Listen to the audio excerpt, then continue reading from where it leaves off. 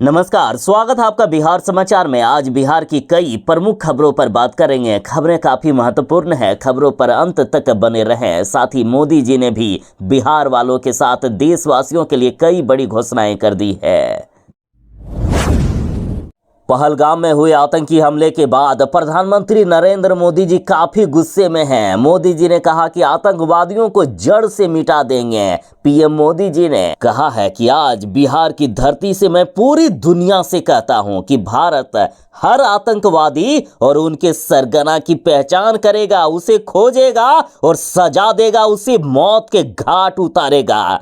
हम उन्हें धरती के कोने कोने तक खदेड़ेंगे। आतंकवाद से भारत की आत्मा कभी नहीं टूटेगी।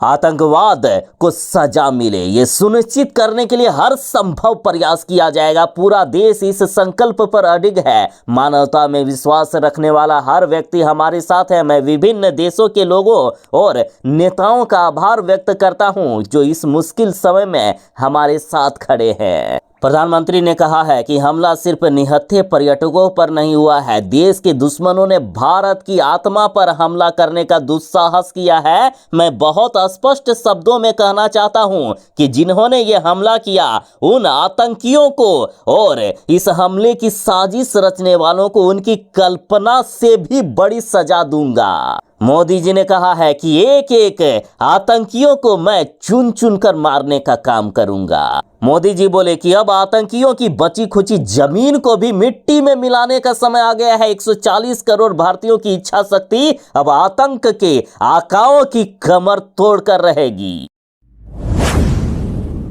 शराबबंदी पर तेजस्वी यादव ने कहा है कि बिहार पुलिस ही करवाती है बिहार में शराब की तस्करी। तेजस्वी यादव बोले कि सरकार में बैठे लोग भी इसमें शामिल हैं। आज तेजस्वी यादव ने बड़ा खुलासा करते हुए कहा है कि बिहार पुलिस के साथ मिलकर नीतीश सरकार खुद शराब की तस्करी करवा रही है पूरे बिहार में। तेजस्वी यादव ने कहा कि बिहार में पिछले इतने सालों से शराबबंदी कानून लागू है, उसके बाद भी शराब की तस्करी नहीं रुक रही है। इसका कारण ये है कि सरकार खुद शराब की तस्करी करवा रहे हैं। तेजस्वी यादव ने कोर्ट की टिप्पणी का भी हवाला देते हुए कहा कि सरकार में बैठे लोग पुलिस के माध्यम से प्रदेश में शराब की तस्करी करवाती है। ये खुद पटना हाईकोर्ट का कहना है। तेजस्वी यादव बोले कि बिहार में शराबबंदी कानून लाकर सरकार गरीबों, अति पिछड़ों और दलितों को परेशान करके रखा है। सरकार की मोटी कमाई हो रही है, गरीबों को जेल भेजा जा रहा है। तेजस्वी यादव ने साफ कहा है कि हमारी सरकार बनेगी तो ये सब कुछ बंद होगा। शराबबंदी कानून को भी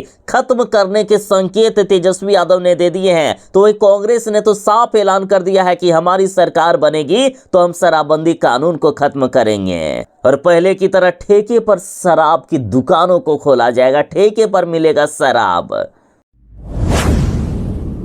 प्रशांत किशोर की यदि सरकार बन गई तो शराबबंदी कानून को कूड़ेदान में फेंक देंगे। सिर्फ 1 घंटे में शराबबंदी खत्म हो जाएगी। देखिए, प्रशांत किशोर ने साफ ऐलान कर दिए हैं कि यदि हमारी सरकार बनी तो 1 घंटे के भीतर शराबबंदी कानून को खत्म कर दिया जाएगा। ये कानून पूरी तरीके से विफल हो चुका है। यानी यदि आपको बिहार में शराबबंदी कानून खत्म करना है तो प्रशांत किशोर की सरकार बनाइए।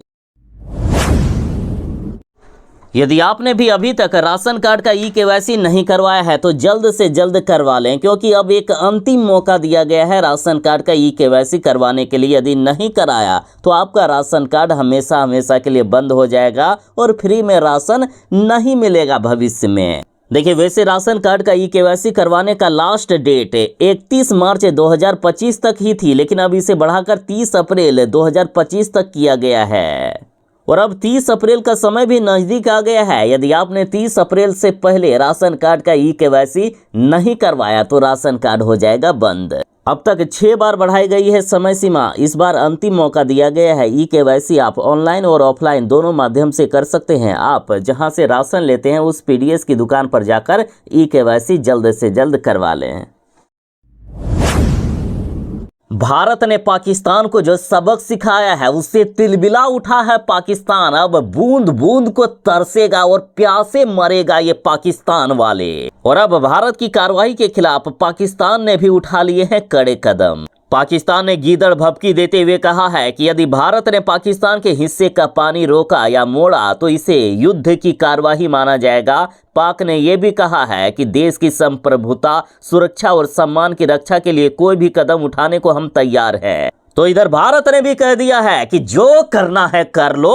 अब सिंधु जल संधि को हम रोक लगा दिए हैं, इसे दोबारा चालू नहीं किया जाएगा। सिंधु नदी का पानी पाकिस्तान नहीं जाएगा। देखिए, भारत ने पाकिस्तान के खिलाफ 5 बड़े फैसले लिए हैं। भारत सरकार ने पाकिस्तान के साथ सिंधु जल समझौता को रोक दिया है। अब सिंधु नदी का पानी पाकिस्तान नहीं जाएगा। साथ ही पाकिस्तानियों को 48 घंटे के अंदर भारत छोड़ने का आदेश दे दिया गया है। इसके अलावा भारत में पाकिस्तान उच्च आयोग को बंद कर दिया गया है। अब पाकिस्तान पूरी तरीके से छटपटा उठा है, क्योंकि अब बूंद बूंद को तरसने वाला है ये पाकिस्तान, प्यासे मरने वाला है पाकिस्तान। प्रधानमंत्री नरेंद्र मोदी जी ने कहा है कि ये तो अभी एक शुरुआत है, आतंकियों को हम चुन चुन कर मारेंगे, घर में घुसकर मारेंगे। बस कुछ ही घंटों में बिहार में होने वाली है भारी बारिश। बिहार में फिर बदलेगा मौसम का मिजाज। 26 से 30 अप्रैल तक भयानक आंधी, तूफान और भारी बारिश का अलर्ट जारी कर दिया गया है। वैसे भी 30 अप्रैल को शादी ब्याह का खूब जोर लगन है और उस दिन भयानक बारिश का अलर्ट जारी किया गया है। देखिए, बिहार के लोग अभी गर्मी से बेहाल हो चुके हैं। चिलचिलाती धूप से परेशान लोगों के लिए बड़ी ही राहत की खबर है। मौसम विभाग ने साफ कहा है कि 26 से 30 अप्रैल के बीच बिहार के सभी जिलों में भारी बारिश होने की संभावना है। भारी बारिश के साथ मेघ गर्जन, आंधी तूफान, ओलावृष्टि और वज्रपात की प्रबल संभावना है। मौसम विभाग ने किसानों को भी सावधानी बरतने की सलाह दी है। आंधी बारिश के दौरान खेत में काम करने से मना किया है। ये भी कहा है कि यदि कटी हुई फसल है तो सुरक्षित स्थान पर भंडारित कर लें, वरना बर्बाद हो जाएगा। बिहार में अफसरशाही हावी हो चुकी है। पंचायत प्रतिनिधियों के छीन रहे हैं अधिकार। तेजस्वी यादव ने नीतीश और मोदी सरकार पर जमकर हमला किया। बीते दिन पंचायती राज दिवस पर तेजस्वी यादव ने कहा है कि बिहार में अफसरशाही हावी हो चुकी है। पंचायत प्रतिनिधियों के अधिकार लगातार छीनने का काम किया जा रहा है। तेजस्वी यादव ने वादा किया कि जब महागठबंधन की सरकार बनेगी तो पंचायत प्रतिनिधियों को पूरा अधिकार और जिम्मेदारी के साथ काम करने का अवसर दिया जाएगा। तेजस्वी यादव बोले कि केंद्र की सरकार सिर्फ जुमलेबाजी करती है, जबकि राज्य सरकार में अफसरशाही का बोलबाला है। यही कारण है कि गांव का समुचित विकास नहीं हो पा रहा है। साथ ही तेजस्वी यादव बोले कि बिहार में पलायन रोकने के लिए पिछले 20 वर्षों में नीतीश कुमार जी ने बिहार को कोई अस्थायी समाधान नहीं दिया। किसान बदहाल है और बिहार में करीब 3-4 करोड़ लोग पलायन कर चुके हैं। रोजगार की कोई व्यवस्था नहीं है और सरकार सिर्फ खोखले वादे करती रहती है। पप्पू यादव ने कहा है कि मोदी जी आखिर आतंकवादियों को कब सबक सिखाइएगा। देखिए, जम्मू कश्मीर के पहलगाम में हुए आतंकी हमले के बाद पूरा देश गुस्से में है। प्रधानमंत्री नरेंद्र मोदी जी ने मधुबनी की सभा में कहा है कि आतंकियों को मिट्टी में मिलाने का अब समय आ गया है। तो पप्पू यादव ने कहा कि सिर्फ भाषण ही देंगे या कोई बड़ा एक्शन भी लेंगे। पप्पू यादव बोले कि पीएम मोदी और बीजेपी को सिर्फ चुनाव की चिंता है। 56 इंच का सीना 5 इंच का बन गया है। पिछले 12 सालों में 46 बार आतंकी हमले हुए। इन्होंने पूछा कि मोदी जी आखिर कब तक हमारा देश ये सहन करता रहेगा? इन दहशतगर्दों को कब सबक सिखाएंगे? कब इन्हें मौत के घाट उतारेंगे? प्राथमिक शिक्षा भर्ती में ईडब्ल्यूएस को 10% आरक्षण नहीं देने पर हाईकोर्ट ने सरकार और बीपीएससी से जवाब मांगा है। दरअसल याचिकाकर्ता ने बीपीएससी द्वारा जारी विज्ञापन संख्या 22/2024 के तहत शिक्षक पदों के लिए आवेदन किया था।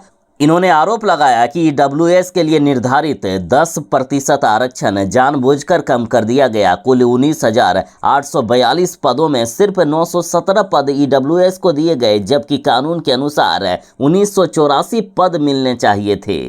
हाईकोर्ट ने राज्य सरकार और बीपीएससी से जवाब तलब करते हुए मामले की अगली सुनवाई 23 जून 2025 को निर्धारित की है।